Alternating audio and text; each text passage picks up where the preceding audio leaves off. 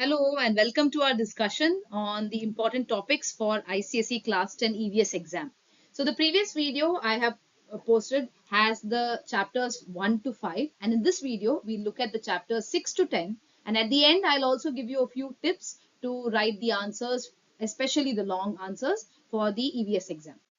Now, chapter 6 is biodiversity, and here, though the first topic talks about reasons for loss of biodiversity, which you should know about, you should know why biodiversity has been, reducing. There has been the man has been the super consumer, due to which and due to his actions, there has been too much of consumption. The resources have been coming down, and his activities, the human activities, have actually led to the loss of biodiversity. So this first part is actually something you can pick up from the other chapters as well. For example, over farming, or we could have deforestation that is causing the loss of biodiversity, or desertification, excessive land use which causes loss of biodiversity, too many industries coming up, urbanization. So the first part is actually, the first topic is actually something that you can gather from all your studies on all the other chapters of EVS.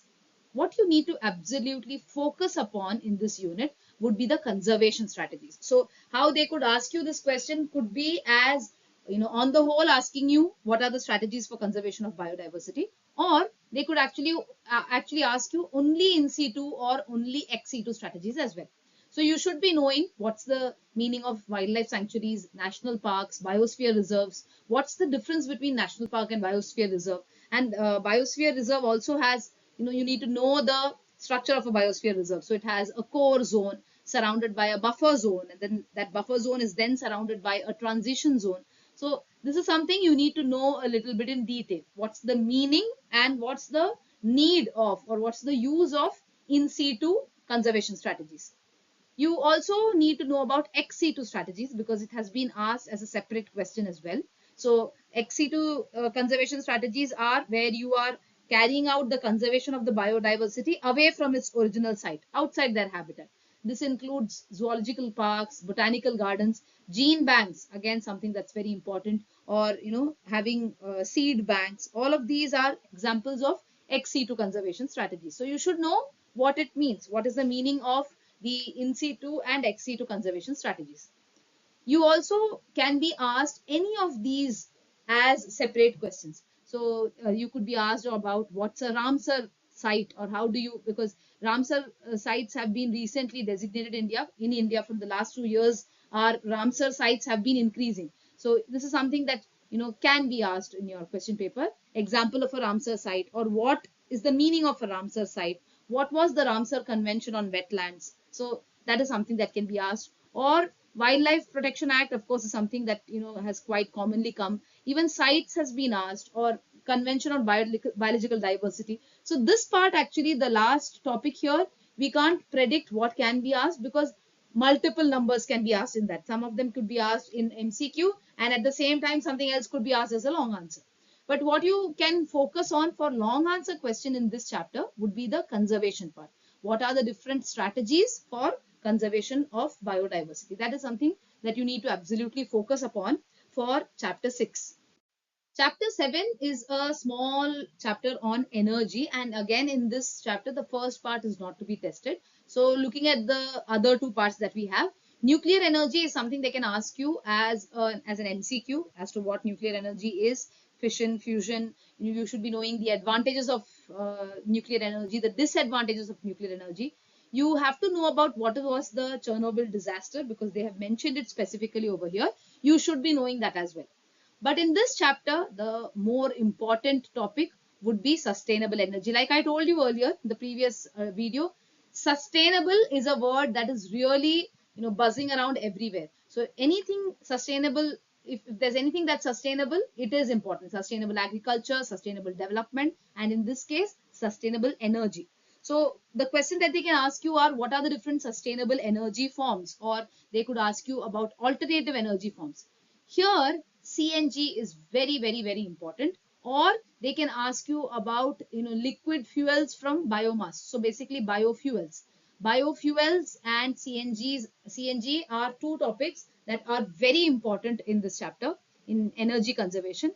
You should be knowing about what are the different alternative energy sources as well. So, over the years, they have been asking either wind energy or solar energy or hydroelectricity, geothermal, any one of these energy, what their advantage is, how it's more superior to say fossil fuels or other non-renewable forms of energy. So you should be knowing about all the alternative energy forms, what it means, what should you know under each of these, what it is. So what is wind energy, what is solar energy, what is geothermal energy, what's a biofuel or a biogas, you should know what it is, and why is it advantageous. So the advantage is same for all, because it is more it's a cleaner fuel in comparison to fossil fuel. So the advantage would stay the same for all, but you should know what it is. Where, if I say hydropower, where am I getting that energy from? If I say wind energy, I am using the power of wind to obtain electricity. So you should be knowing what that is. Advantages are mostly common for all of them. No pollution or less pollution, conservation of fossil fuels, these are some of the common advantages for all of them. Some of them may have disadvantages. If you can remember that, that also can be written as an answer, but focus on what it is and what are the advantages of all the alternative energy forms. So alternative energy and CNG, sustainable energy, these are the important topics from this chapter on energy.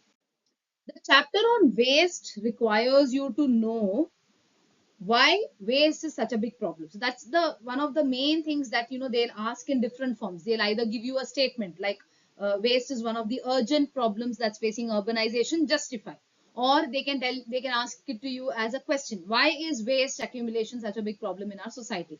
Why is the problem of waste coming up as a major problem in our society? So these are the ways they can ask you. You should be knowing why waste is becoming one of the problems that's facing urbanization. This is something they can ask you for 2 or 3 marks. So how we have too much of waste and we have nowhere to dump it, so it has become a throwaway society. That's the term that has been mentioned in your syllabus, use and throw kind of society. So we are having a lot of waste and we do not know what to do with it. Where does the trash go? We really do not know. The second part that is very important from this is solid waste management. So we have a lot of waste. We know that we have a lot of waste. How do we manage that waste? Solid waste management is again something that's very, very important. Under solid waste management, what do you have in your syllabus? You mainly have landfills and incinerators. Again, between these two, landfills are more important. So they can ask you how landfills are helping to manage solid waste, or how do we ensure that the solid waste is being managed through the use of landfills. So you need to tell about what exactly landfills are, how we have, we bury the waste on land and then we cover it up with soil so that that waste gets decomposed. It's cost effective. It's a nice method, but then the land requirement is really high, and then it interferes with that particular area's landscape. There are a lot of toxic gases that come out from that landfill. There are chances that the water bodies near that landfill become toxic. So the problems of landfills basically. So you need to talk about how solid waste is being managed through landfills, or a less popular option, which is incinerator, where you are burning the waste at very high temperature. So this is under solid waste management. But apart from this, or along with this, something that's very important for you is how do you manage the waste in the future. This is what they are looking at you as the future generation. This is what they want you to know. So how do we, instead of accumulating the waste, which can have a lot of bad consequences, how do we manage the waste in a better way? So the 3 R's, that's reduce, reuse, recycle. 3 R's which we have, that is one of the ways. Composting, again, a topic, some concept that has been repeatedly asked as a separate question, like, a 3 mark or a 2 mark question. So composting is one of the methods in which you can actually manage your waste. You can convert the biodegradable part of the waste into organic matter. That organic matter can be converted into compost or manure, which is used for plants. Very, very useful, very, very solid way or sustainable way of managing the waste. An extension of composting would be vermiculture, where you add earthworms as well. So it's also called as worm farming. Biotechnology for using, or biotechnology for reducing the waste, is again something that you can focus upon, because biotechnology is something for the future. So how you can use biotechnology for ensuring that the waste comes down, or what are the different alternative materials can be used. If you remember, in a previous chapter we looked at the alternatives to timber, so something like that. So what you need to focus upon over here in this chapter is, what is the problem if waste gets accumulated, what is the issue or consequence of waste accumulation. So you need to talk about how it has a lot of effect on the environment, on the health of people, on the biodiversity, etc. Then solid waste management, especially by the use of landfills, is something you need to focus upon. And finally, how can we manage solid waste by other methods like reduce, reuse, recycle? That's the 3 R's. Composting, important, or using biotechnology. This is about the chapter on waste. Let's come to the 9th chapter, which is the chapter on environment and development. So this chapter actually deals with how the developing and developed countries have a role in, sort of environmental degradation, how they are contributing to the environmental degradation, and how they can actually help in economic development as well. How economic development is connected to environmental degradation. So who is actually responsible for it? How trade is also, linked to the deterioration of the environment. And finally, what can the multinational companies or corporations do for this, or what is the meaning of MNC, how can they contribute to the environment. And case study of a Bhopal gas tragedy, where actually what happened is the MNC was the one which caused this kind of trouble, or which caused the trouble of which led to that industrial disaster. So this is something that we have in this chapter. Now in this, what is very, very important for you is to know about MNC right away. So let me come to the last part itself. That's MNCs. You should know what is the meaning of MNCs, what is their contribution, what are their objectives, what is the, how do you identify an MNC, what are the characteristics. So characteristics of MNCs is something that you should know, or objectives of an MNC, what is the full form of MNC, what are their contributions to the society, to the development of the society, of the environment. So their contribution, these are things you should know about MNCs. MNC is something that is very important from this chapter. Then you need to know about the international trade. So, how the international trade is actually linked to the environmental deterioration. What happens when you have unfair trade practices going about, when you have a lot of exchange of goods and services across countries. So you have developed countries dumping their waste to the developing countries, or you have the consumption is in such a way that you have more of the labor in the countries which are developing, but then the corporations which make the money are in the developed countries. So you need to talk about how the international trade is also leading to environmental deterioration, how we have too many companies in areas which have cheap labor, which have weak environmental laws, but all of that money, all of the economic benefit goes to a completely different area, goes to a completely different country. So you need to focus on the meaning of international trade and how ultimately it is being used for, or how it is leading to the deterioration of the environment. And you should also know about the reducing the global inequalities. So reducing the global inequalities between developed and developing nation. What can be done to reduce the global inequalities between developed and developing nation? This is again something that you should know about from this chapter. So focus more on the part about MNCs, what they are, what's their role, what is the role of the developed and the developing countries, and how the inequalities can be reduced between them. And of course, international trade. Why is it important? We need international trade, but how can the unfair trade practices actually harm the environment of a particular country where the environmental laws are weak? This is what you should be knowing about in this chapter. And then coming to the last chapter, a very, very important one, that's working towards a sustainable future.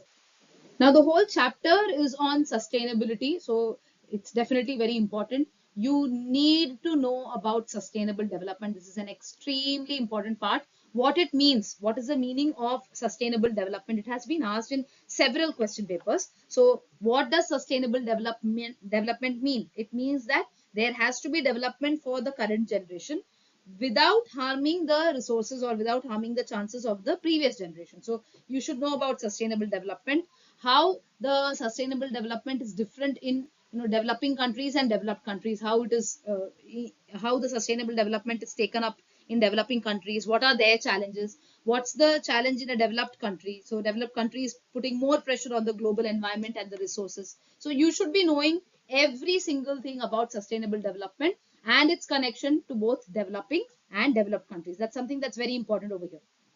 You have to know about global environment facility, as it was asked in the previous question paper as well.